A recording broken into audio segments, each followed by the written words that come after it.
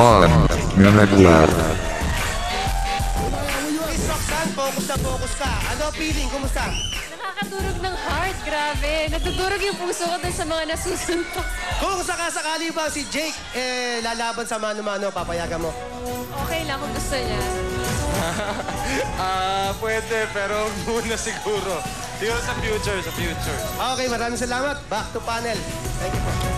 Well, ito po mga kaibigan, aksyon ng first round. Nakita po ninyo, tumama si B-Boy Ramirez, pero binalikan kaagad siya ni Roy Hornales.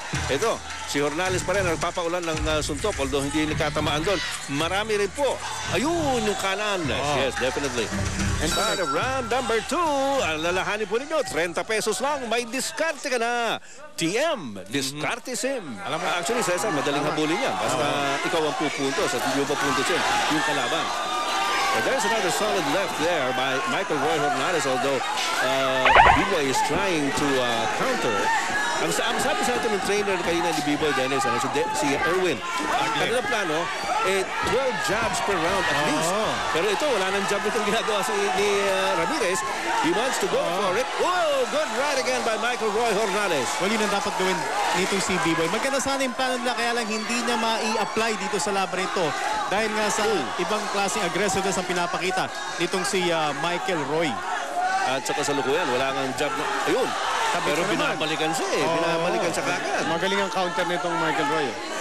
At saka accurate, no? Tumatama talaga eh. Meron siyang diskarte, parang TM. Ayun, yun sinasabi natin. Sapul na sapul. At dito, medyo nagkakatimingan na naman yung dalawa. Magkaka-warning dito, ha? Oo. And yun, sumugod si B-Boy Ramirez. He wants to be the more aggressive boxer. He probably realizes that he's behind on points. Kaya gusto niya maging agresibo. Ang problema, binabalikan sa kung ano man ang ibigay niya, sinusuklian kaagad. Ito, mapapasin natin, nag-aabang lang to Michael Roy. Sige, bibigyan ka ng pagkakataon. Maabang, pero siya pumupuntos dito. That's right. Well, nararamdaman rin ni B-Boy yung power, no? Nitong si Michael Roy, because puro solido yung mga pinapatama itong si Hornales. Pag tumatama nga itong si Hornales, purong-puro na ha. Dito, makikita mo, yun ang magandang ginawa ni B-Boy Ramirez. Inabangan niya. Yung jump niya, no? Kasi obviously, no, meron konting reach advantage. Oy, ayan na naman eh. Binalikan na kaagad si B-Boy ni Michael Roy Hornales. Counter left.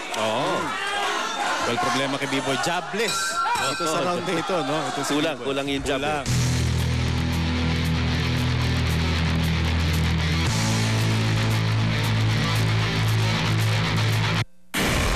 Laban Marquez versus Juarez. Fireworks, November 4, Linggo, alas 9 ng umaga sa ABS-CBN.